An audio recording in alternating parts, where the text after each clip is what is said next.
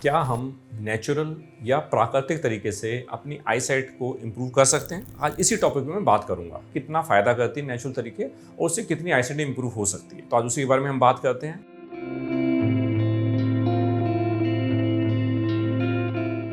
I am doctor Ashwini, medical director at दृष्टि eye hospital Narela. मैंने बोला है कि नेचुरल तरीके क्या है जिससे हम आई साइट इंप्रूव कर सकते हैं। तो आई साइट को आपने दो तीन चीजों में डिवाइड करना पड़ेगा। एक तो होता है आईज की हेल्थ, कि आईज की टायर्डनेस, आईज में सूखापन आना, आईज लाल हो जाना, आईज मतलब हेडेक हो जाना, ये होते हैं जो एक नॉन स्पेसिफिक चीजें, जैसे हम ये सबसे कॉमन चीजें हैं इनफैक्ट आज। एक तो उस चीज के बारे में बात करेंगे। दूसरा एक प्रॉपर रिफ्रैक्टिव एरर्स होते हैं जिनको हम बोलते हैं मायोपिया या हाइपरमेट्रोपिया या एस्टिग्मेटिज्म, जिसकी वजह से चश्मे का जो नंबर आ जाता है, ठीक है। और फिर कुछ डिजीज होती है, ग्लोकोमा, काला मोतिया जैसी। तो नेचुरल तरीके क्या हैं जिससे कि हम आई साइट या आईज की हेल्थ को इंप्रूव कर सकते हैं? तो वो हमेशा बेसिक चीजें रहती हैं जो इंप्रूवमेंट के लिए होती हैं। हमारे बड़े बूढ़े पेरेंट्स भी बोलते हैं और डॉक्टर के पास जाएंगे वो भी एडवाइस करते हैं। आज उन्हीं बारे में हम बात करते हैं। तो सबसे पहले जो बॉडी की बेसिक रिक्वायरमेंट है वो है बॉडी की हेल्थ। और बॉडी की हेल्थ कैसे अच्छी होगी? अगर आप टाइम पे सोएंगे और टाइम पे उठेंगे। तो सबसे पहले जो मैं एडवाइस करता हूँ सब लोगों को, क्योंकि आज की लाइफस्टाइल में टफ है, बोलना बहुत ईजी है, करना टफ है। तो सबसे कहते हैं कि आप प्रॉपर स्लीप लें। प्रॉपर स्लीप का मतलब ये है कि 7 to 8 आवर्स आपकी स्लीप होनी चाहिए। तो जब आप स्लीप पे फोकस करेंगे, स्लीप आप प्रॉपर लेंगे, तो ऑब्वियसली आई की डिजीज भी कम होंगी, आई की टायर्डनेस भी कम होगी। सेकंड क्या है, स्लीप के अलावा क्या है, डाइट। तो अगर हम ढंग से सो नहीं रहे हैं, हम कितना ही काम कर लें, हम कितना ही कमा लें और कितना ही हम कहेंगे हम ये हैं वो हैं, और अगर हम प्रॉपर सो नहीं पा रहे हैं और प्रॉपर खा नहीं पा रहे, तो मेरे ख्याल से उस चीज का कोई फायदा नहीं है। तो जो सेकंड इंपॉर्टेंट पार्ट है वो है हेल्दी डाइट।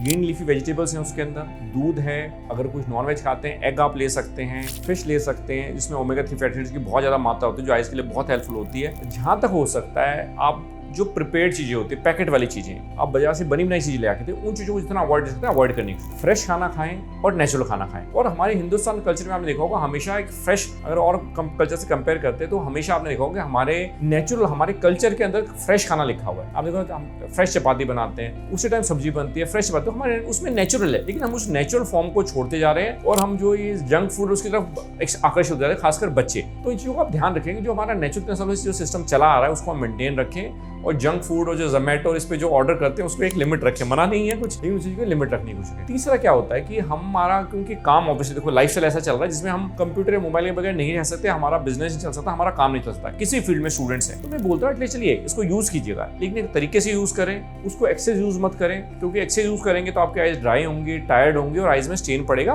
और चश्मे का नंबर भी बढ़ सकता है। तो उन चीजों की एक लिमिट रखिए। दूसरा क्या है कि जब आप काम कर रहे हैं, उसमें मैंने आपने देखो कुछ वीडियो मैंने पहले ही बनाए हैं, उसमें ये बोलता हूँ कि जब आप काम करते हैं तो कोशिश करें उसमें भी एक सिस्टम बना के रखें। हमारा चलो 8 आवर्स काम है, मेरे को पता है जॉब है आपकी और 8 आवर्स आपको काम करना पड़ेगा, लेकिन उसके अंदर भी फर्दर अपने आप को आप कुछ एक्सरसाइज कर सकते हैं, आप 10-12 मिनट के बाद ब्रेक दे सकते हैं, थोड़ा ब्लिंक कर सकते हैं, एयर फ्लो को काम कर सकते हैं, प्रॉपर वेल वेंटिलेटेड रूम हो आपका, अच्छी इल्यूमिनेशन हो, ऐसी जगह पर बैठेंगे तो कंपैरेटिव टायर्डनेस कम आएगी। तो स्लीप और डाइट के बाद अपना जो आईज की टायर्ड करने वाली चीजें उन चीजों को कम करें। तीसरा है फिजिकल एक्टिविटी बढ़ाएं। चलो प्रॉपर सो रहे हैं, प्रॉपर खा रहे हैं, अगर आप ज्यादा खा रहे हैं, सो भी रहे हैं और एक्सरसाइज नहीं कर रहे हैं तो ऑब्वियसली वो नुकसान की तरफ भी जाएगी। तो तीसरा मैं बोलता हूँ कि प्रॉपर एक्सरसाइज करें, फिजिकल एक्सरसाइज। अब फिजिकल एक्सरसाइज में किसी भी तरीके से हो सकती है, वो जो टाइम टेस्ट चीज है योगा है, योगा एक बहुत अच्छा पार्ट है जो आपके आइज को हेल्दी रखता है। सेकंड, फिजिकल एक्टिविटी, आप जॉगिंग कर सकते हैं, आप रनिंग कर सकते हैं, आप स्विमिंग कर सकते हैं, कि जहां हमारी बॉडी को बेसिकली मूवमेंट करने का मौका मिले। और मैं हमेशा प्रेफर करता हूँ आप आउटडोर एक्टिविटीज करें। इंडोर भी अच्छी रहती है, लेकिन आउटडोर जहाँ अर्ली मॉर्निंग में उठ के अगर आप आउटडोर एक्टिविटीज करेंगे वो बहुत फायदेमंद रहेगी आपके लिए। तो खाना, सोना प्लस आपको कंप्यूटर यूज कम करना है, प्लस आपको डाइट को इंप्रूव करना है। और डाइट जो मैंने बताई उन चीजों को ज्यादा रखें डाइट के अंदर और फिजिकल एक्टिविटी बढ़ाएं। तीसरा क्या रहता है कि जो सिस्टमिक इलनेस है,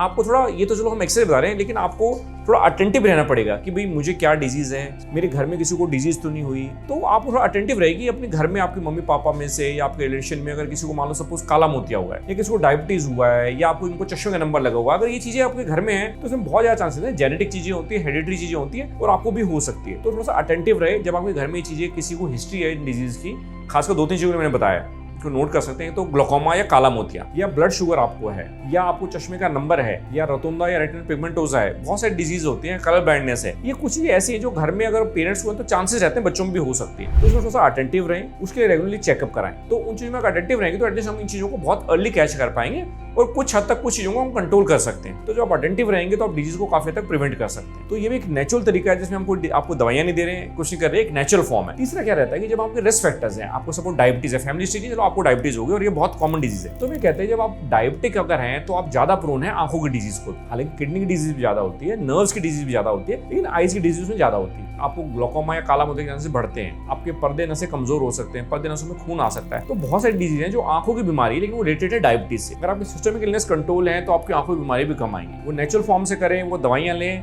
हम आंखों की दवाई नहीं दे रहे आपको, हम कह रहे हैं जो सिस्टमिकली आपको बीमारी है उन चीजों को कंट्रोल करेंगे तो आपको आंखों की बीमारियां भी कंपैरेटिवली कम आएंगी। तो वो स्ट्रिक्टली कंट्रोल रख के चलें। तीसरा क्या होता है, इन्हीं लाइफ स्टाइल से रिलेटेड एक चीज है, डाइट तो मैंने बताया है, लेकिन कुछ चीजें बहुत लोग एक्सेस स्मोक करते हैं और एक्सेस ड्रिंक करते हैं। तो उन दोनों चीजों के लिए बोलता हूँ, खासकर स्मोकिंग के लिए बोलता हूँ कि क्विट स्मोकिंग। स्मोकिंग बहुत ही जानलेवा एक मान के लिए हैबिट है जो हर तरीके से नुकसान पहुंचाती है। वो एनवायरमेंट को नुकसान करती है, आपके साथ बैठा हुआ पैसे से उसको भी नुकसान कर रही है, और आपके अंदर जो धुआं जा रहा है लंग्स में वो भी नुकसान कर रहा है। उससे आंखों की बीमारी बढ़ती है, कैंसर्स भी होते हैं, और हाइपरटेंशन भी बढ़ता है, डायबिटीज भी बढ़ता है। तो बहुत सारे ऐसी चीजें हैं जो आपकी बीमारी को बढ़ाएंगी। तो अपने लाइफ स्टाइल में अपने इस चीज को एक्सक्लूड करें, अच्छा खाना इंक्लूड करें, लेकिन स्मोकिंग को, ड्रिंकिंग को एक्सक्लूड करके उसको लाइफ में ना लेके आए। तीसरा, जो फिजिकल एक्टिविटी से उल्टा है कि फिजिकल इनएक्टिविटी ना रखें। मतलब कहने मतलब बैठने का जब भी आपका काम है थोड़ा सा ब्रेक देने की कोशिश करें। कुछ देर के बाद आपका मान लो कंप्यूटर पे काम है, सिटिंग का काम है, तो कोशिश करें 15-20 मिनट थोड़ा बॉडी को स्ट्रेच कर लिया, लेग्स को स्ट्रेच कर लिया। क्योंकि आजकल स्टडीज आ रही हैं कि जो कॉन्टिन्यूसली जिनका बैठने का काम है उनकी एवरेज लाइफ स्पैन है, एक नॉर्मल पर्सन जिसकी एक्टिव लाइफ स्टाइल है, फिजिकल एक्टिविटी है,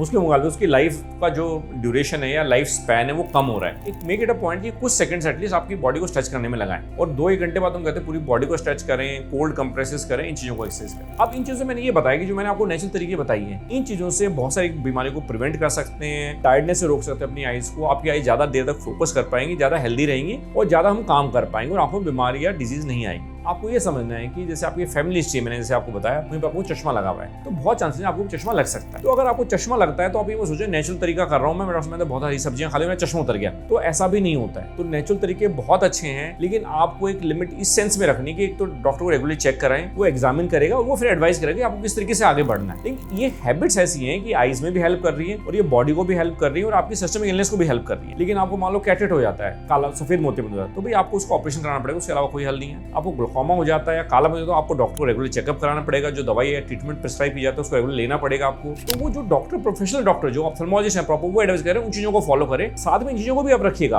ये नहीं कि लाइफस्टाइल अच्छा नहीं रखना, लेकिन वो बेसिक चीजें हो जाती हैं जब स्पेसिफिक बीमारी आती है। होपफुली आपको समझ में आई होंगी चीजें कि नेचुरल चीजें बहुत अच्छी हैं, इन चीजों को सबको स्ट्रिक्टली फॉलो करना चाहिए, और हम बहुत बीमारियों से बच के रह सकते हैं। बट ये मत समझिएगा इससे सारी बीमारियां ठीक हो जाएंगी। तो रेगुलर चेक भी कराना डॉक्टर को, प्लस इन चीजों को भी रखें, तो इन चीजों का बैलेंस रखें। Hopefully at the end of video आपको कुछ समझ में आ रही होंगी, और उसको समझ में आई, और अगर आपको अच्छा लगा तो इसको लाइक करें, इस चैनल को सब्सक्राइब करें, इसको शेयर भी करें, और बेल आइकन पे प्रेस करें। Thank you.